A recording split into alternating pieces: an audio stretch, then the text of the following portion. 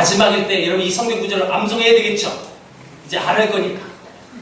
제가 가리면 자신 있어요? 빨리 눈으로 힌트 하세요. 오직 성령. 자, 외워보겠습니다. 시작. 오직 성령이 너에게 임하시면 너희가 권능을 받고 예루살렘과 온 유대와 사마리아와 땅끝까지 이르러 내 증인이 되리라 하시니라. 아멘. 주님의 비전은 땅끝이었습니다. 그 땅끝에 여러분 이 개념을 우리가 계속 보았고요. 그리고 우리 민족의 마지막 땅끝까지 복음이 증거되어지는 과정들을 이제 보실 겁니다. 물론 제 개인적으로는 아쉬운 분이 있어요. 아직도 남은 내용이 있거든요, 사실은요. 근데 오늘 마지막으로 제가 특별히 이 북쪽 지역에 지금 우리가 북한이라고 말하는 그 지역에 복음이 들어오는 과정을 소개하겠습니다. 여러분 지난번에 평양개척자에 있던 이 선교사님을 얘기했다고요. 자, 우리 학생들 이 선교사 이름 기억합니까? 마포 서열? 서열이 좀 낫다요. 비슷해. 상준이가 좀 잘 기억했는데 비슷해. 자, 봐봐. 이거 뭐야? 사무엘 마페. 사무엘은 뭐라고 이름을 진다고 그랬죠? 삼열. 그래서 한국 이름이 마포 삼열. 이 마포 삼열 목사님이 장로교를 대표한 평양 개척자였어요. 자, 이분 때문에 복음 듣고, 물론 원래는 그 선교사를 핍박했던 핍박자였지만, 여러분 이분의 사랑으로, 이분이 전했던 그 복음 때문에 우리나라 최초의 선교사의 목사가 되신 그분의 성함은 뭐였죠? 이기풍 목사님. 여러분 이 평양은요 정말 힘든 곳이었어요. 평양을 개척한다는 것은 당시에 가장 어려운 곳에서 하나님의 복음을 전하는 곳이었습니다. 너무너무 힘든 곳이 평양이었어요. 여러분 평양은 우리가 이런 말을 합니다. 음란의 도시라고 표현합니다. 음란의 도시, 기생의 도시라고도 얘기해요. 그만큼 영적으로 굉장히 부패한 곳이 평양이었어요. 이 평양에 또 대표적으로 멋있게 선교 사역을 하시는 선교사가 계셨는데 바로 이분이었습니다. 자, 이분의 이름을 윌리엄 제임스 홀이라는 분이었어요. 우리 학생들만 따라해보자. 윌리엄 제임스 홀. 이분의 성은 그럼 뭘까요? 성. 홀이에요, 홀. 이 홀 선교사는 원래는 목사님이었는데 이 목사님이 목사로서 선교사를 나가려고 그랬어요. 이분의 계획이 그랬어요. 그런데 목사 선교사로 나가기보다는 당시 의료 선교사가 굉장히 효과적이라는 정보를 들어요. 그래서 이분은 또 다른 학문을 더 전공하는 거죠. 그래서 의대를 들어가서 의사가 되신 분이었고, 이분은 뉴욕 병원에서 이를테면 선교 나갈 준비를 하고 있었어요. 그러면 이때가 1800년대예요. 1800 후반대에도 뉴욕 할렘가가 있었어요. 그래서 흑인들, 거지들 그곳에서 여러분 구걸하며 그렇게 비참한 삶을 살아갔었습니다. 근데 이 의사였고 목사였던 이 윌리엄 제임스는 그 할렘가에 찾아가서 흑인들, 거지들 섬겨줬던 선교사예요. 예비 선교사죠. 이를테면 우리나라에 이제 노숙하시는 분들, 그분들 섬기면서 치료를 했고 복음 전했던 분인데, 이분이 병원에 있을 때 이 여자분이 또 여자로 의사로 들어왔어요. 자, 이분의 성함을 소개합니다. 로제타 쇼우드라는 분이에요. 로제타 쇼우드. 자, 이 로제타 쇼우드는요 이쁘셨어요. 여러분 사진을 봐봐요. 여러분 로제타 쇼우드가 이쁘게 생겼어요? 아니면 나보다 못생겼어요? 이쁘게 생겼습니까? 확실하십니까? 로제타 쇼우드가 너무 이뻐서 이 병원에 왔던 이 여인을 보았던 이 홀은 첫눈에 반했어요. 그래서 저 여자랑 결혼하겠다라는 마음을 먹어요. 그럼 여러분 남자가 여자를 좋아해서 그 여인과 결혼을 하면 뭘 하죠? 프로포즈를 하죠. 프로포즈. 형준아 프로포즈 해봤지 너? 잘 들어라. 이분 프로포즈를 언제 했느냐? 요걸 들어야 돼. 이분은요 신앙이 참 좋으신 분이라 프로포즈도 절기 때 있어요. 절기. 여러분 어떤 절기냐면 예수님이 날 구원하시기 위해 이 땅에 오신 날. 그게 무슨 날인데요? 네, 크리스마스 성탄절날 이 여인에게 멋있게 청혼을 했어요. 근데 여자가 NO 해버렸어요. 거절했어요. 근데 분명히 이 여인이 이 남자를 좋아하고 있었어요. 좋아했는데 거절한 이유가 있어요. 이상하다. 여러분 남자는 대충 짐작을 할 수 있어요. 청혼을 무대뽀로 거의 하지 않아요. 물론 무대뽀로 하는 남자도 있지만 대부분 청혼할 때는 저 여자가 날 조금이나마 좋아하고 있다라는 그 확신이 있을 때 청혼을 하지, 안 하면요 그거 없으면 거의 안 해요. 이상하다. 좋아하는데 왜 거절할까? 그래서 이 남자가 또 두 번째 또 청혼을 했어요. 여러분 이 두 번째도 절기 때 청혼을 하고 있어요. 언제냐? 예수님이 날 위하여 십자가에 못 박히시고 여러분 3일 만에 부활하신다. 무슨 절기예요?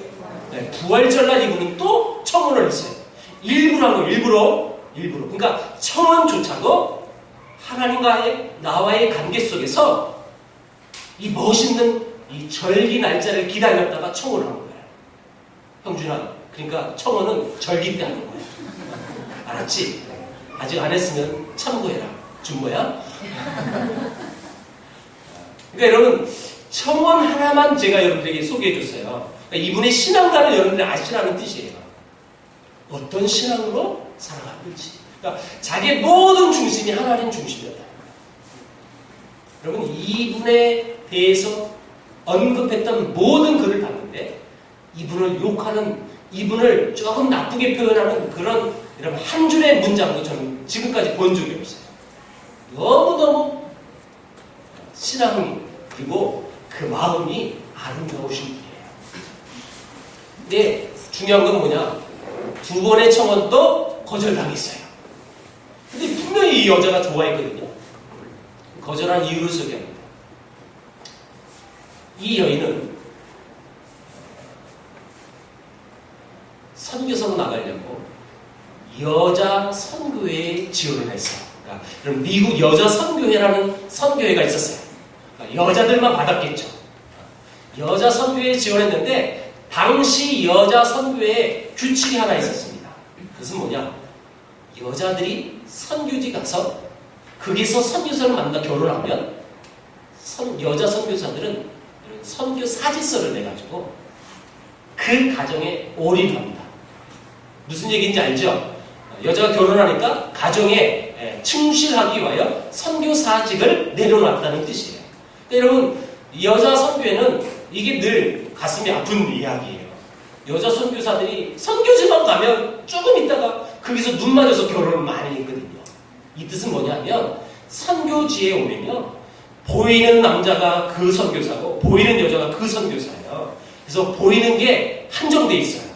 그래서 그 안에 여러분 커플이 많이 맺어져요. 우리 WMC라는 선교회도요 사실 선교지에서 커플이 많이 맺혀졌어요. 이유가 뭐냐? 맨날 보는 남자가 거기서 거기에요. 그러니까 자기 눈이 저절로 다 젖어요. 아까 우리 오전에 말씀대로 겸손해집니다. 그래서 여러분 커플 맺어지는 경우의 수가 많아지는 거예요, 사실상. 그래서 제가 요즘 젊은이 집회 가면 우리 자매들한테 그렇게 건면해줘요. 왜냐하면 교회마다 시집 안 간 자매들이 더 많아요. 형제도 있지만 자매가 훨씬 많아요. 수요와 공부들이 안 맞아가지고 자매가 많아요. 그래서 그 자매들한테 꼭 건면해줘요. 자매님들 꼭 선교지에 가보세요. 그럼 결혼할 수 있어요. 제가 얘기를 해줘요. 여러분 이 여자 선교회에서 그래서 5년 동안 결혼을 안 하겠다는 약속을 받아놓고 선교회에 허입을 했어요. 그래서 이분도 5년 동안 결혼 안 할게요 약속했어요. 근데 그 사이에 이 남자가 자기에게 청혼하는 거예요. 결혼해달라고. 그 여자 이분은요 선교사로 나가려고. 그래서 사실 처음부터 그 얘기를 밝히지 않았고 청혼했을 때 난 당신 싫다고 좋아하는 했지만 거절했던 거예요. 이유가 이거예요. 그래서 이 남자를 설득해요. 나도 선교사 나갑니다. 당신도 나가죠? 우리 둘이 결혼하면 두 사람이 가잖아요. 근데 당신이 다른 여자와 결혼하면 우리 총 세 사람이 됩니다. 한 사람이라도 더 나갑시다. 이렇게 설득하셨던 여자 선교사예요. 여러분 굉장히 마음이 이쁘십니다. 이분도 항상 하나님 중심이었어요. 정말 신앙이 좋았고요. 공부도 잘했어요. 자, 여러분 로제타 쇼드는 고등학교 시절에 공부를 정말 학교에서 가장 잘해가지고 전교 1등을 했는데 이분이 당시 큐리 부인이 미국에 왔을 때 그 학교에 방문했는데 전교 1등 자격으로 큐리 부인과 독대를 했던 그 여인이었어요. 공부를 잘했어요. 그래서 의대를 들어갔고 의사가 됐는데 그래서 뉴욕병원에서 만나게 된 거예요. 자, 여러분 이 남자분의 이야기를 더 해볼게요. 이분의 별명을 소개합니다. 이분 홀리맨이에요. 홀리맨. 별명이 성자였어요. 얼마나 거룩했고 얼마나 하나님 중심으로 살아갔는지. 근데 이 홀리맨도 단점이 하나 있었어요. 그 단점이 뭐냐? 포기를 모른다는 거. 그게 뭘까요? 무슨 뜻일까요? 이 여인을 포기 안 했어요. 이 여자가 싫다고 했는데 계속 대시했어요. 한 병원에 근무하잖아요. 매일 보잖아요. 그래서 매일 대시하고 나랑 결혼해달라고 결혼해. 이 여자가요. 결국 너무 악랄하게 달라붙어가지고 그리고 본질이 뭐냐면 원래 자기도 좋아했단 말이에요. 그래서 그 청혼을 받아들였어요. 아까 왜 청혼을 받지 않았다고 제가 얘기했죠? 5년 동안 결혼 안 하겠다고. 근데 어떻게 이 청혼을 받을까요? 이유가 있었어요. 두 분 다 중국이라는 나라의 선교사 나갈 분이었어요. 그러니까 선교지가 이미 정해졌던 분들이에요.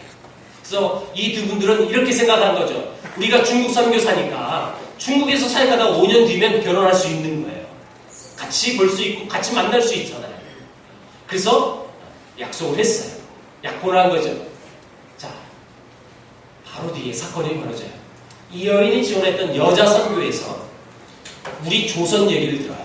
조선에 수많은 여인들이 아파도 병원에 안 오는 거예요.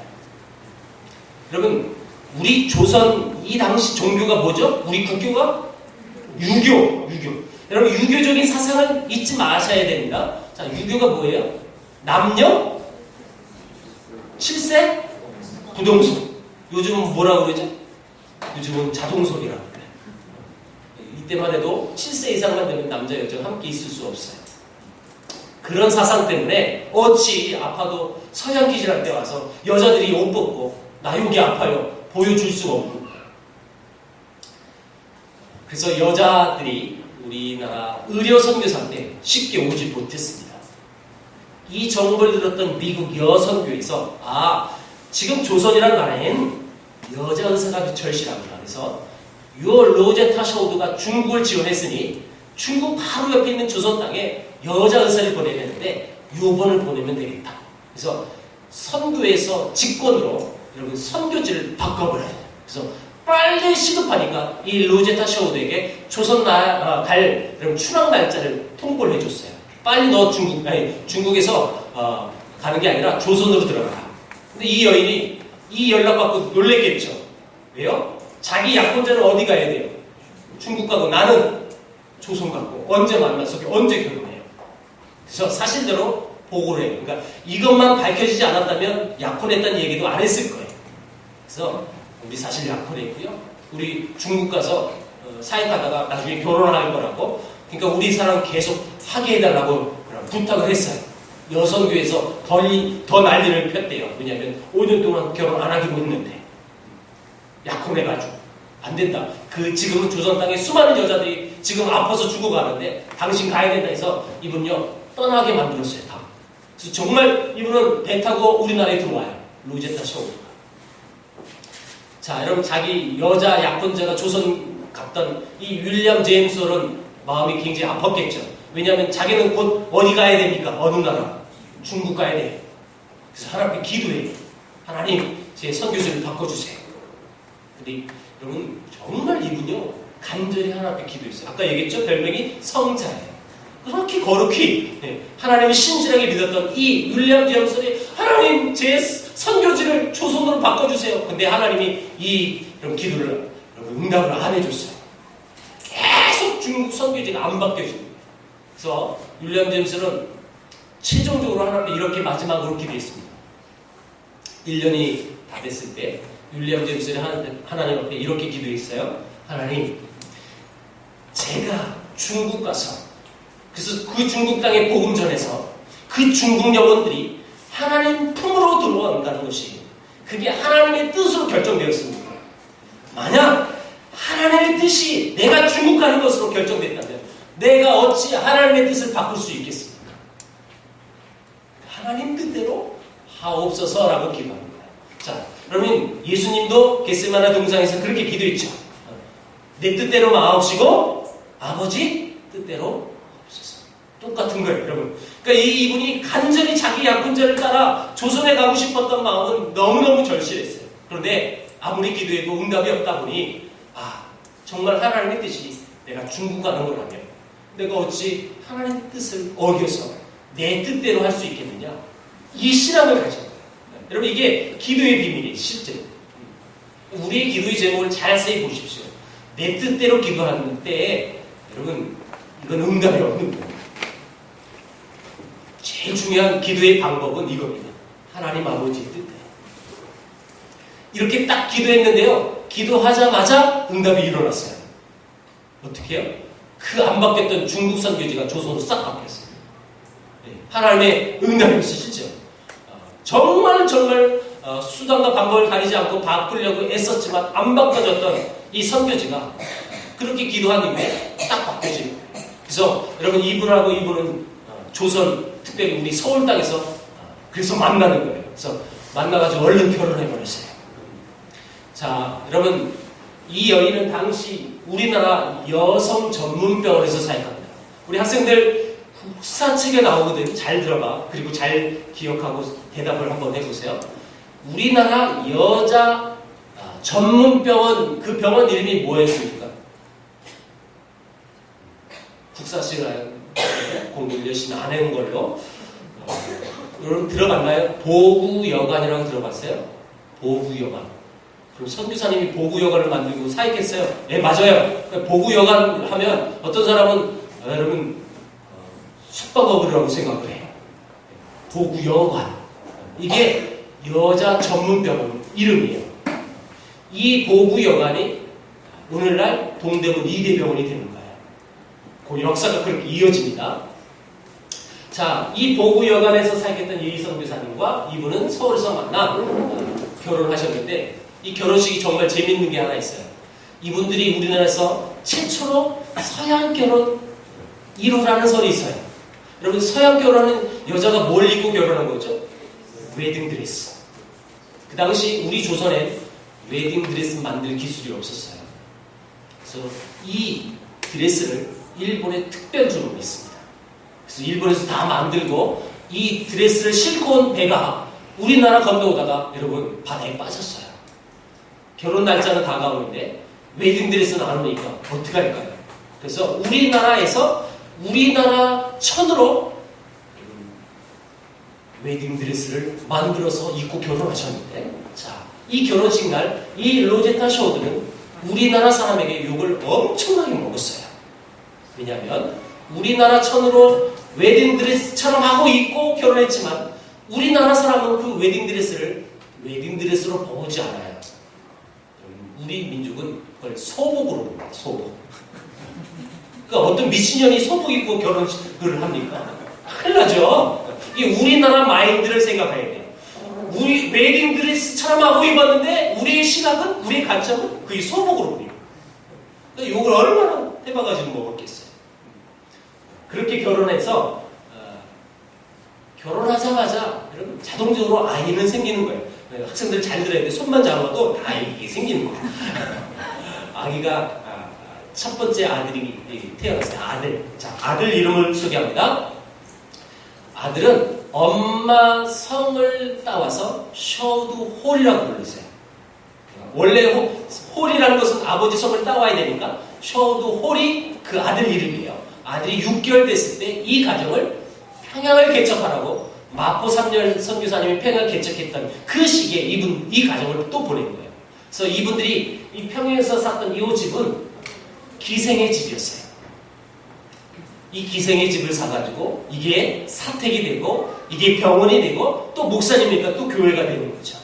그러니까 여러분 우리나라에서 사역할 때 선교사들이 제일 먼저 뭐 병원, 학교 이렇게 세울 때 엄청나게 의리의리한 건물을 세워서 시작하는 게 아니라 다 집 한 채에서 시작하는 거예요. 모든 사역지가 다 그랬어요. 집 한 채에서 시작해서 더 발전돼서 오늘날 이렇게 아름다운 병원, 학교가 되는 거예요. 근데 밤마다 이 집에 여러분 짱돌이 날라왔어요. 여러분 누가 던졌을까요? 분명 그 안에 이기품 그분도 있었을 거예요. 그렇죠? 죽여버리겠다고 협박하고요. 얼마나 못 살고 그러죠. 근데 이 셔우드홀이라는 이 애기가 왔잖아요. 애기가. 이 평양 여자들이 너무너무 신기하고 너무너무 보고 싶어가지고 이 집에 굉장히 많이 왔어요. 놀러 왔는데 놀러 온 것은 좀 그렇고요. 실제로 얘기해요. 구경하러 왔어요. 왜냐면 우리나라 조선시대 여자들은 마음껏 남자를 여러분 아무리 서양 사람이라고 할지라도 그 남자를 볼 수가 없어요. 여러분 대면할 수가 없는 거예요. 우리나라 문화가. 근데 이 평에 드디어 누가 왔어요? 여자 서양 귀신이 왔어요. 그리고 남자인데 얘는 애기니까 마음껏 볼 수가 있어서 요 남자 서양 귀신을 애기 서양 귀신을 보려고 구경하려고 얼마나 이 집에 많이 놀라웠는지 몰라요. 그래서 셔우드홀은 나중에 그분이 책을 쓸 때 옛날 자기 애기 때 모습을 회상하며 이렇게 써요. 나는 애기 때부터 선교 동원가였다. 나를 구경하러 와가지고 그때 우리 부모님들이 복음 전했다. 그래서 자기는 애기 때부터 선교 동원가였다. 그렇게 고백해요. 네. 이해가 됐죠? 어떤 상황인지? 그러나 그럼 우리가 잊지 말아야 할 것은 평양 여인들은 구경하러 왔지만 이 평양 전반의 마인드, 생각은요, 저 서양 귀신들을 다 내쫓고 싶은 거예요. 이 엄청난 핍박 중에 가장 여러분 어려움을 줬던 사람이 누구냐면 평양 감사였어요. 여러분 평양 감사는 우리가 속설에 의하면 나는 새도 떨어뜨린 사람이 평양 감사예요. 대단한 실세가 평양 감사였어요. 근데 이 평양 감사가 이 서양 귀신들이 선교사라고 하는 사람들이 이 평에 많이 오고 살고 있다 보니까 이놈들을 다 내쫓고 싶고 자기 마음대로 그 선교사를 막 때리고 막 구박하고 막 짓밟고 싶은 마음이 있었어요. 그런데 당시 우리나라 국법 속에 이런 법령이 하나 생겼어요. 외국인 특별보호법. 그러니까 외국 사람을 우리 조선 사람들이 자기 마음대로 때리고 린치를 가면 그 사람이 국법에 걸리게 돼 있어요. 자, 여러분 고종께서 만들어 주신 거예요. 이 비밀을 아셔야 됩니다. 그러니까 선교사들이 서울에서 열심히 사역을 하고 인정을 받아요. 물론 그 안에 또 비밀도 있겠죠. 당시 서양 문물이 우리 민족에 물밀듯 들어올 때 이 외세를 우리가 감당할 수 없어서 어쩔 수 없이 또 이런 것들을 허락해 줄 수밖에 없는 상황도 분명히 있었어요. 이런 것을 우리가 절묘하게 다 같이 볼 줄 알아야 하는데, 그래서 평양 감사가 그렇게 때리고 다 내쫓고 싶어도 국법에 걸리니 어떻게 해요? 그래서 이 평양 감사가 여러분 머리를 쓴 게 뭐냐면 요 사람들은 선교사를 돕는 우리나라 사람들이에요. 그러니까 이분들은 다 신앙인들인데 요 신앙인들이 예수 믿고 선교사를 도와 조사가 되신 거예요. 조사. 길을 안내하고 선교사의 사역을 마음껏 감당할 수 있도록 도와주는 거예요. 그러니까 영어로 이분들을 헬퍼라고 불렀어요. 헬퍼. 근데 저 사람들은 조선 국적이니까 이 평양 감사가 선교사 대신 선교사마다 다 조사가 있으니 선교사 대신 저 조사들을 내가 엄청나게 때리고 죽여버리자. 그래서 이 조사들을 다 뽑아겠어요. 그러니까 이건 국법에 걸리지 않아요. 자기 평양 관할 지역이니까 평양 감사가 마음껏 할 수 있는 거예요. 그래서 선교사 대신 엄청나게 고문을 했습니다. 그러니까 여러분 선교사들도 인식했어요.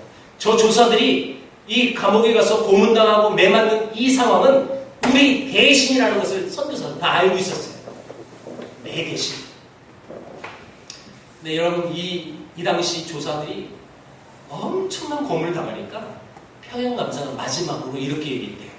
너희들 여기서 풀려나면 예수님 전하지 않겠다고 약속을 해라. 그러면 내가 풀어줄게. 얼마나 고통이 심했는지 모든 조사가 다 그 약속을 하고 풀려났어요. 나 풀려나면 이제 복음 안전하겠다고 약속한 거예요. 이를테면. 근데 이 선교사님 조사했던 이 호일 선교사 조사했던 김창식이라는 조사는요. 난 죽으면 죽었지. 난 풀려나도 예수님 전하겠다. 이렇게 고백하신 분이에요. 여러분 이분의 고백이 굉장히 귀하죠? 제가 한번 가상해 볼까요? 우리 이제 올 예배 끝나고 저 앞에 누가 지키고 서 있어요. 문 열고 딱 나오는 한 사람 한 사람마다 총을 겨누고 예수님 안 믿겠다고 저래 말만 해. 그럼 내가 엘리베이터 타고 집에 보내줄게. 그 대신 예수 끝까지 믿는다면 내가 죽여버릴 거야. 가상이에요. 가상. 이 교회 바로 앞에서. 여러분 가상이지만 나갈 때 난 그래도 예수님 믿을 거예요 라고 고백할 수 있겠습니까 여러분? 있어요 없어요? 대답이 없어요. 다 배도하겠다는 거예요 그럼? 여러분 상상 한번 해보세요. 상상이에요 상상. 쉬운 일 아니에요 여러분. 쉬운 일 아니에요. 근데 이게 우리나라 역사에서 실제로 존재했던 이야기예요.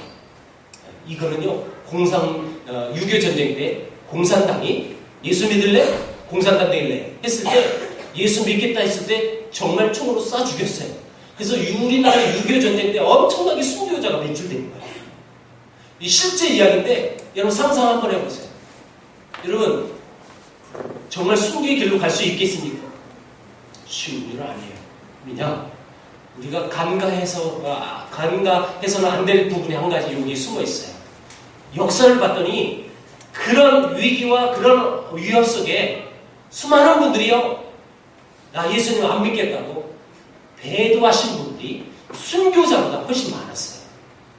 근데 이런 얘기는 숨겨져 있는 얘기라 우리가 모르는 거지, 알려진 이야기는요 순교의 얘기만 알려지는 거예요. 배도한 사람은 더 많았단 말이에요. 그러니까 역사적으로 따져봤을 때 그걸 산술적으로 계산해서 우리도 이 예배 끝나자마자 예수 믿을래? 죽을래? 이렇게 우리 앞에 총구리가 겨누어지면 여러분 이 안에 많은 사람들은 배도할 거라는 거죠.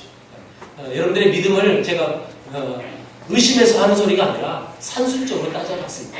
예, 물론 제가 이런 멘트 할 때는 이 멘트 할 때마다 그 집회 장소는 분위기는 참 이상해졌어요.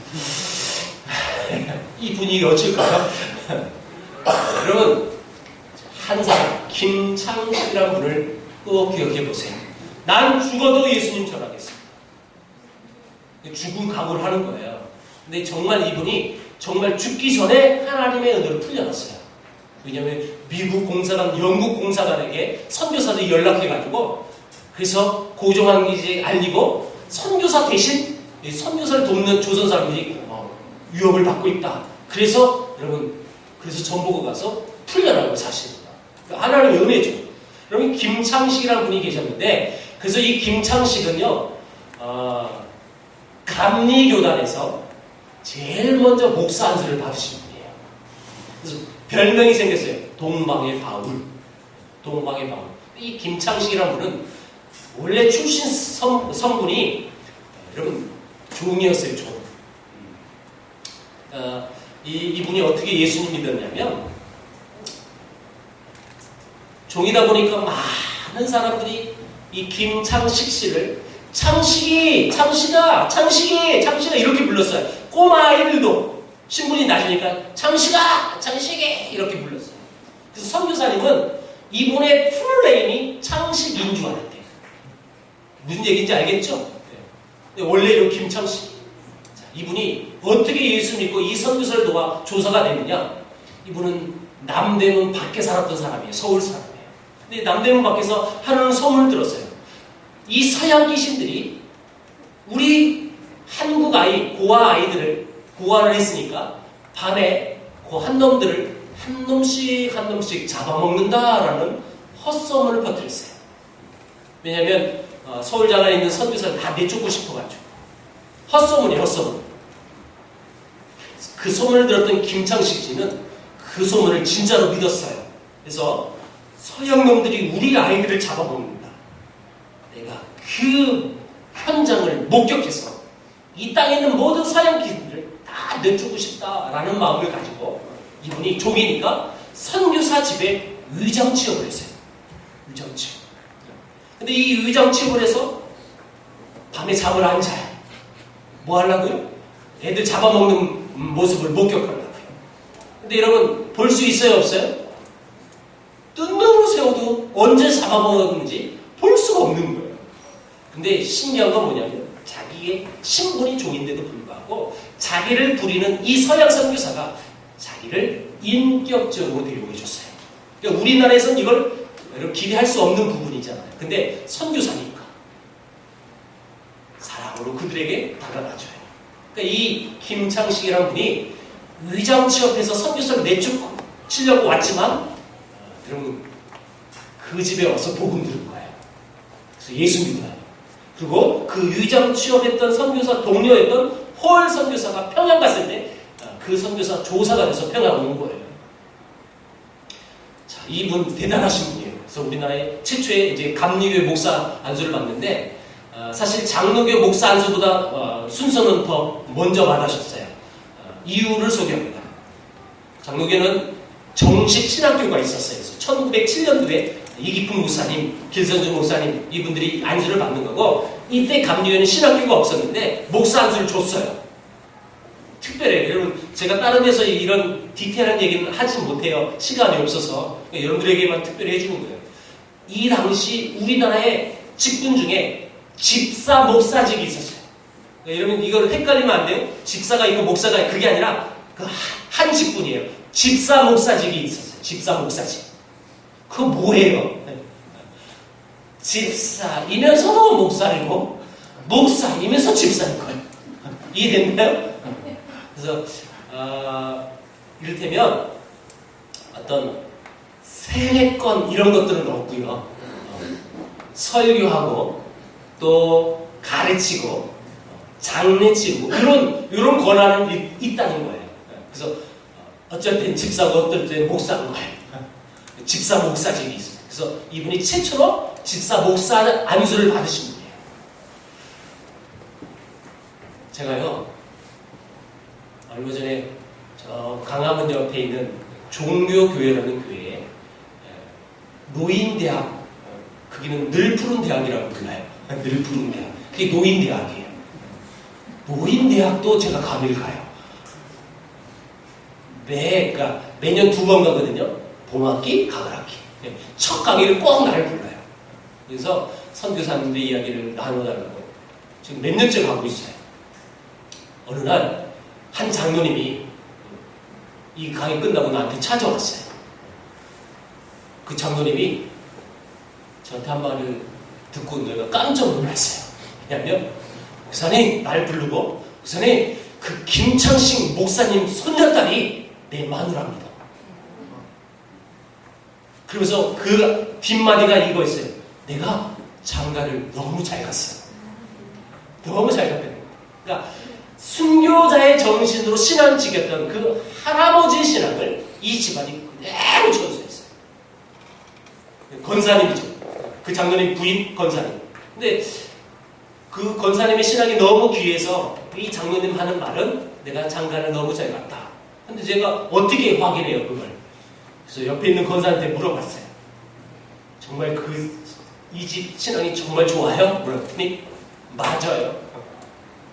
옆에서 대답해 줬고요. 이 김창식 목사님 손녀딸이 그 권사님이라는 사실을 몰랐던 분들은 그 얘기 듣고 어쩐지 이 대답을 했어요. 뭔 말인지 또 이해됐습니까 여러분? 그러니까 이 집안이 이 종교교회 아주 롤 모델이 되는 집안이에요. 너무 귀하게 생각하시는데 그 권사님 하는 말을 그 손녀딸은 늘 이런 말씀을 하신답니다. 우리 아버지 너무너무 좋으신 분이에요. 그러니까 김창식 목사님 아들이 자기 아버지예요. 그 권사님 아버지가 의사가 되신 분이에요. 근데 의사가 누구랑 사역했느냐? 지금 얘기했던 이 홀 선교사님 아들이 있었죠. 셔우드 홀. 그 셔우드 홀하고 나중에 황해도에서 함께 동역했어요. 같이 의사로서. 너무너무 귀하게. 그러니까 이 권사님 아버지는 그의 아버지가 목사였고 선교사들의 아름다운 사랑을 그대로 이어받으신 거예요. 그래서 삶으로 보여줬어요. 그래서 이 권사님 늘 어느 곳에 가든지 우리 아버지 너무 좋으셔서 그래서 제가 아직 못 만났어요. 그 권사님을. 그 장로님만 얘기 듣고 우리 마누라 제가 너무 장가 잘 갔습니다. 그래서 다른 권사님한테 이 김상식 목사님 손녀딸의 전화번호를 내가 받아왔어요. 그래서 한번 만나자. 내가 꼭 만날 거야. 그래서 옛날 얘기 좀 듣고 싶은 거지. 듣고 나서 꼭 여러분들에게 말씀드릴게요. 여러분, 막 시간이 자꾸 가고, 이제, 이 편지를 보세요. 폴 선교사님 당시 상황을 쓴 거예요. 자, 한번 읽어볼게요. 시작. 하나님께서 그의 자식 몇 사람의 생명을 요구하시는 것을 보니까 우리는 하나님의 뜻을 위해 죽을 준비가 되어 있다. 이런 희생에는 충분한 은총이 따를 것이다. 그러니까 자기 대신 조사들이 엄청나게 이런 고문을 당했던 그 상황을 편지 쓴 거예요. 여러분, 거기에 대한 어떤 순교자의 피가 하나님이 원하시는 겁니다. 난 그 뜻을 위해서 난 충분히 내가 죽을 준비가 되어 있다라고 얘기해요. 여러분, 이 고백도 대단한 거죠. 이런 수많은 어려움을 뒤로하고 집 없는 거지들을 내려서 밥 먹여주고, 여러분, 이게 학교가 됩니다. 고아원이 광성학교라는 학교가 평양에 세워졌고요. 이 학교는 현재도 있어요. 6.25 전쟁 이후에는 서울로 내려와서 현재 서강대학교 옆에 있는 광성 중고등학교예요.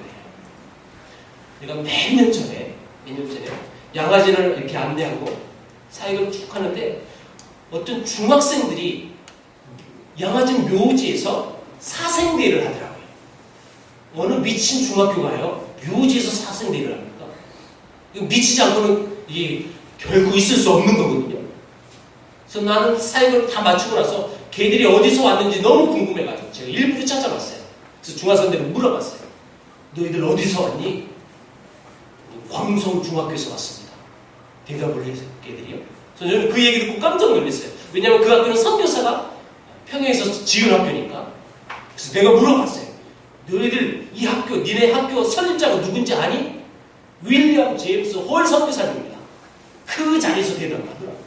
그래서 너무너무 교회에서 너무 잘 알고 있구나. 근데 알고 봤더니 방금 전에 교육을 받고 온 거예요. 그러니까 선교사가 세웠던 그 학교니까 양아진 묘지에서 사생들을 하는 거예요. 그런 뿌리를 갖고요. 또 있어요. 이 평양이 너무 어려움이 많았는데 가장 큰 위기가 청일 전쟁이 있어요. 청일 전쟁. 청나라 일본이 우리나라에서 싸우는데 막바지 전쟁터가 평양이었습니다. 그래서 선교사들이 다 피난 갔다가 남자 3분만 다시 올라가요. 아까 얘기했던 마포 3년하고 지금 얘기한 윌리엄 제임스 웍하고 그레암 리라는 3분이 계셨어요. 그레암 리, 이분은 한국 이름도 재밌어. 이길함이라는 선교사예요. 그레암이 길함이 된 거예요. 이길함, 요 남자분만 일부러 평양에 왔어요. 전쟁 끝나자마자 와봤는데요. 제가 얼마 전에 책을 보니까 이 당시 이 일본 군인들이 매복하고 있다가 청나라 기마 부대가 지나갈 때 양쪽에서 숨어 있다가 양쪽에서 쏴 죽여버린 거예요. 그러면 기마 부대가 지나가서 다 죽었으니까 그 군인하고 또 누가 있겠어요? 거기에 말, 짐승들 엄청나게 청나라 일본 군인 시체가 2,000구가 넘었어요. 엄청나게 죽은 거죠. 근데 외국 사람들이에요. 그러나 우리나라에서 싸운 거죠. 이 시신들을 방치해놓은 거예요. 전쟁통에. 와봤을 때는 이 전염병이 청궐해가지고 다 죽어갔어요. 그래서 윌리엄 제임스 홀 선교사는 의사였으니까 이분은 그 전염병을 치료하십니다. 근데요, 얼마나 많은 환자들이 있었는지 쉬지도 못하고 치료하다 보니까 과로가 됐고 이 과로된 몸에 그 전염병이 자기에게 감염이 돼서 여러분 고치는 의사가 그 전염병에 쓰러졌거든요. 그러니까 마치 옛날 제가 설명했던 주안헤론 선교사하고 똑같은 케이스예요. 자기가 의사인데 자기가 치료하는 그 병이 자기가 감염되는 거예요. 이유는 과로예요. 그래서 이 윌리엄 제임스 쓰러져서 평양에서 서울로 후송이 오는데 이게 또 아픔이에요. 왜냐하면 이분이 서울 올 때 타고 왔던 배가 일본 패잔병이 탔던 배예요. 그러니까 이런 패잔병이니까 거기서 쌈쳐 있고 여기서 또 병이 그 배 안에서 엄청나게 돌고 있는 거예요. 그러니까 이런 2중 3중의 고통의 병이 또 이분에게 다가왔고 결국 평양에서 서울로 후송 왔을 때 후송 와서 며칠 뒤에 돌아가셨어요. 그래서 양아지 땅에 두 번째 묻힌 선교사가 윌리엄 제임스입니다. 부인이 로제타 쇼우데요. 자, 부인이 남편을 묻고 그때 아들이 막 돌이 지났어요. 그리고 뱃속에 둘째를 갖고 있었어요. 그래서 이 여인은 남편 묻고 철수합니다. 그래서 미국에서 둘째를 출산하는데 딸 아이를 낳습니다. 이름을 에디스라고 지었고 이 에디스가 여러분 이렇게 생겼어요. 이 아이입니다. 이 아들하고 딸을 데리고 이 여인은 열심히 살아가요. 왜냐하면 여러분 의사니까 그래도 먹고 사는 문제는 크게 문제가 되지 않아요. 그래서 이 여인은 미국 와서 죽은 남편의 이야기를 책을 썼어요. 여러분 책을 써서 수익금이 발생되잖아요. 이 수익금 한 푼도 안 걷어요. 이 모든 수익금을 우리나라 평양에 보내서 내 남편 이름으로 병원을 좀 지어주세요. 여러분 이 얘기 듣고 또 오늘 오전 설교 듣고 또 오해하면 안 돼요. 이름을 내줘. 그 뜻 아니에요, 여러분. 그래서 여러분 기홀병원이라는 평양에 홀병원이 세워졌어요. 그 병원에 이 선교사님이 우리나라에 다시 오기로 마음을 먹는데 이유는 이겁니다. 이 교회 초청받아서 갔어요. 이 교회는 자기 남편, 죽은 남편이 어려서부터 다녔던 모교회예요. 네, 여러분 우리 학생들은 우리 교회 처음 다니는 학생들은 여러분들의 모교회가 세계를 품은 교회예요. 내가 어려서부터 다닌 교회. 죽은 남편이 이곳에서 어린 시절을 다 보냈고 그리고 시댁 식구가 다 이 교회 지금도 섬기고 있는 거예요. 그래서 이 시댁 식구 사람들과 또 우리를 파송했던 이 교회니까 두 아이를 데리고 이 교회를 갔었어요. 이 카나다에 있는 아주 조그만 시골 교회입니다.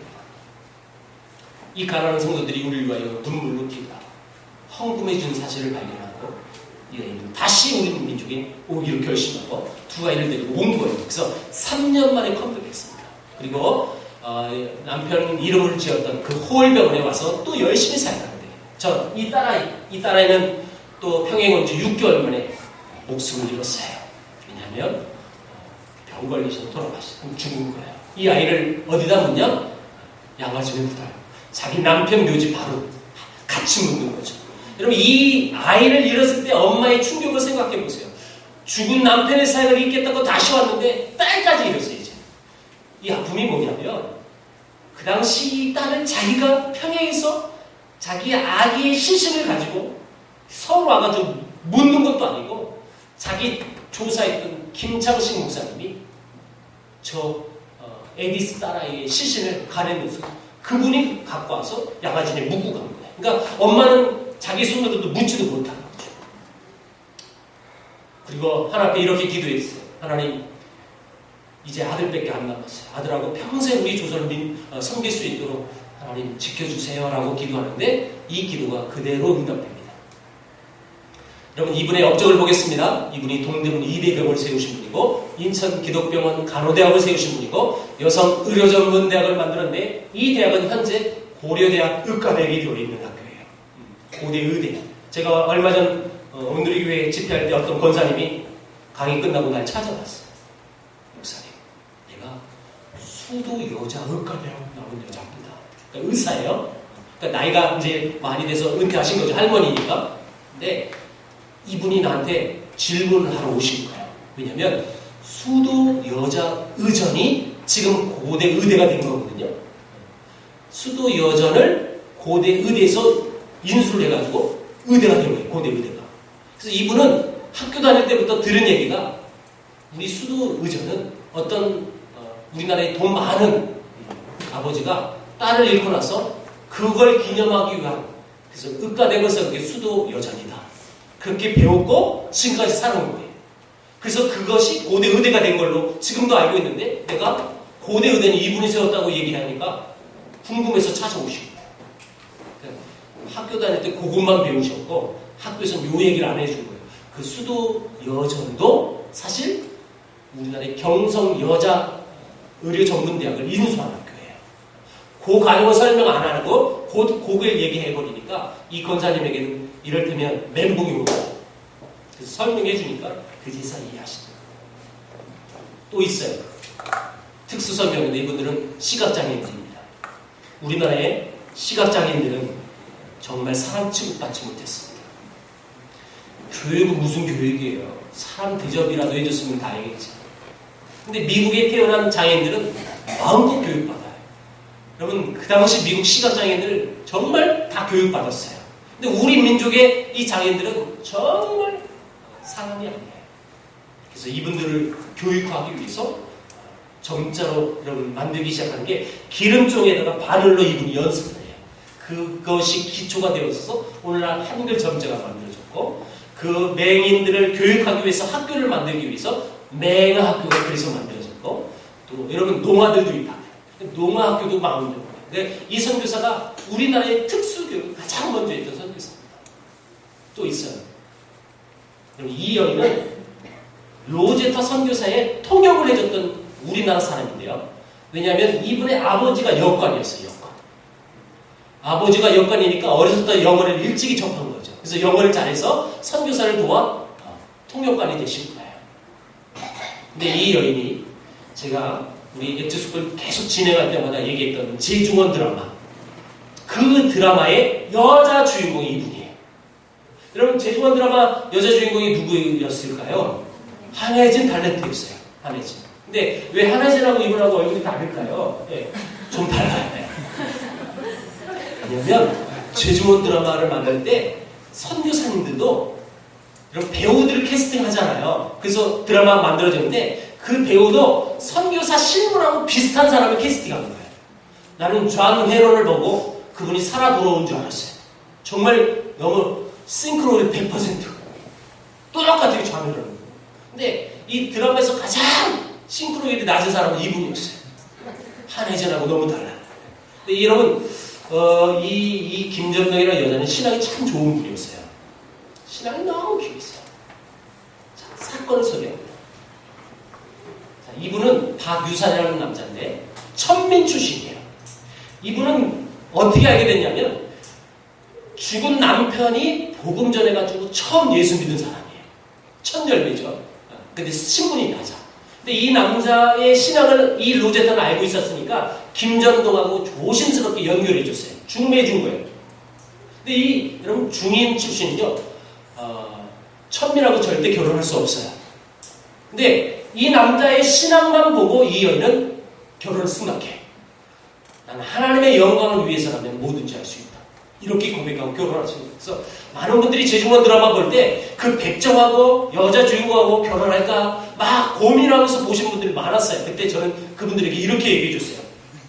반드시 결혼합니다. 반드시. 왜냐하면 요 사건을 또 여러분 드라마에서 여러분 픽션으로 막 엮어서 만들기 요 얘기예요. 요 중인 출신 여분이 천민하고 결혼하는 거예요. 근데 이 김전도의 여인이 공부를 하는데 너무너무 통역을 하다 보니까 귀한 게 뭐냐면 선교사가 복음 전해가지고 수많은 사람들이 죽어가는 사람들을 살리면서 고치면서 복음 전하니까 쉽게 예수 믿는 거예요. 하나님 나도 이분처럼 이렇게 복음 전하고 싶어요. 이런 꿈을 가져요. 그리고 하나님 나도 의사가 되고 싶어요. 그걸 로제타 셔우드가 알고 이 두뇌를 결혼시켜서 미국으로 유학을 보내요. 그래 이 박유산이라는 남자는 천민 출신이니까 막노동으로 자기 부인을 의과대학을 보냈어요. 근데 얼마 뒤에 이분은 결핵으로 죽어요. 그래서 이분 묘지는 지금 볼티모어에 가보면 있어요. 저는 볼티모어 가본 적이 없는데 어떻게 할까요? 내가 강의 이렇게 했는데 어떤 분이 끝나고 나한테 이런 얘기 해줬어요. 목사님, 내가 얼마 전에 볼티모어에 다녀왔는데 이 박유산이라는 분의 묘지를 제가 보고 왔어요. 지금도 잘 돼 있어요. 이렇게 얘기해줘가지고 내가 안 가봤지만 볼티모어의 묘지가 있다는 걸 알았어요. 그래서 제가 그렇게 소개해주고 여인은 끝까지 공부를 다 하고 우리나라 최초의 여성 박사학위를 받고 오는 최초의 여자 의사가 되시는 박에스더라는 분이 되는 거예요. 박에스더라는 이름은 남편 성을 따와요. 그래서 박씨가 됐고 에스더는 세례명이 돼서 우리는 최초의 여자 의사가 되신 분인데 셔우동을 선교사 아들은 이분을 이모라고 불렀어요. 호칭은 이모. 왜냐하면 어려서부터 자기를 길러줬어요. 근데 이 이모가 의사가 된 지 정확히 10년 만에 결핵으로 죽어요. 이 이모를 잃었던 셔우동이 충격을 받아요. 우리 이모를 데려간 이 결핵병을 내가 퇴치하고 싶은 의사가 되고 싶다라는 꿈을 가져요. 왜냐하면 이 셔우동은 원래는 꿈이 의사가 꿈이 아니었어요. 이분은 사업가가 꿈이었어요. 왜냐? 자기가 소년이었을 때 우리 엄마를 봤어요. 그리고 엄마 동료 선교사를 봤어요. 미국에 선교비가 와서 이분들은 선교 활동을 하는데 이 선교비가 너무 적은 거예요. 마음껏 활동을 할 수가 없었어요.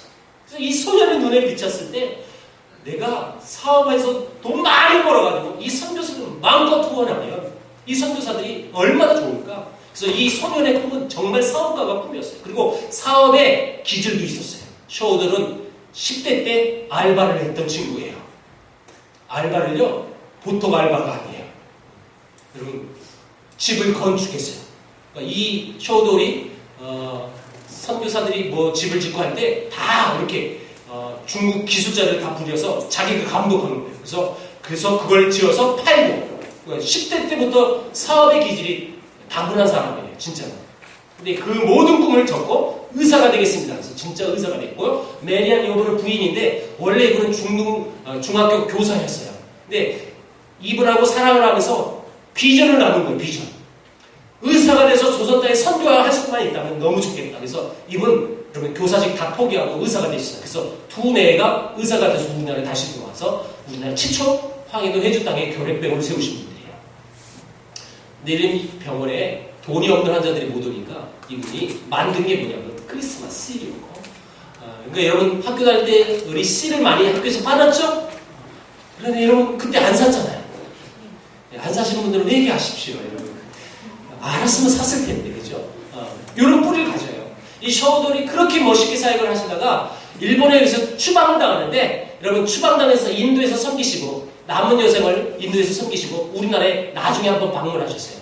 1984년도에 오신 사진만 보여드리겠습니다. 양아진에 오신 사진입니다. 이 양아진에 휠체어를 타고 이 셔우돌은 91세에 방문하셨어요. 이것은 우리 아버지가 묻혀있고 우리 어머니가 묻혀있고 내 여동생이 묻혀있고 그렇죠? 그리고 이분의 아들도 해주에서 죽었어요. 그래서 4명을 이곳에 묻은 거예요. 그래서 나도 이곳에 묻어주세요. 그 유언대로 이분 진짜 묻혀요. 그리고 부인도 5개월 뒤에 돌아가셔서 그 뒤에 묻혀요. 모든 장면을 우리나라 결핵협회에서 찍어줬어요. 예, 오늘 마무리라 내가 이걸 다 하고 마무리하려고 오늘 시간이 좀 많이 갔어요. 예, 용서하세요. 오늘 끝이니까. 아까도 얘기했지만 사실 저 개인적으로 더 많은 이 강의 내용을 하고 싶은 마음은 있었으나 5월 달에 제가 마감하기로 약속을 했기 때문에 네, 여기서 마감합니다. 자, 여러분 정리해 볼까요? 우리가 액츠 수도를 왜 했는지 그리고 예루살렘부터 시작한 이 회개의 복음이 이 땅끝이라는 이 주님의 비전이 어떻게 우리 민족에게 왔는지 여러분 이걸 맞춰봐야 돼요. 이 복음은 저와 여러분들 구원하시기 위해 계속 이 역사 속에서 계속 우리나라를 향하여 달려왔다는 거예요. 저와 여러분들 구원하기 위해 그렇게 수많은 선교사를 이 땅에 보내줬고 그렇게 수많은 사람들이요 목숨을 잃으면서까지 우리에게 아름다운 이 복음을 전했기 때문에 우리가 이렇게 예수 믿는 거예요. 그리고 우리 교회는 그 아름다운 그 사랑의 빛을 이 복음의 빛을 졌기 때문에 우리도 선교하자. 우리도 이 사랑의 빛을 갚아야 됩니다. 그런 기치하에 우리 교회는 세운 교회예요. 세계를 푸는 교회. 수많은 선교사들의 사랑과 또 그들의 희생이 있었기에 지금 우리 대한민국이 있었음을 우리 다시 한번 기억하셨으면 좋겠어요. 우리 민족에 약 3,500명의 선교사가 들어오더라고요. 3,500명의 수많은 선교사들이 이 땅에 와서 아름답게 살다가요. 물론 그분들이 이 땅에 다 묻힌 건 아니지만 일부만 묻혔지만 그 사랑이 없었다면 여러분 선교 한국은 있을 수 없는 거예요. 그것이 있었기 가능했고 또 그 선교 한국을 이루어가기 위해서 또 우리 교회도 세운 거고 또 여러분들 이곳에 불러주신 거 아니겠습니까? 이 아름다운 이 복음의 사명을 우리 교회가 아름답게 감당할 수 있는 교회 되길 주의 이름으로 축원드립니다. 기도하겠습니다. 하나님 아버지 감사합니다. 엑주스쿨을 5개월 동안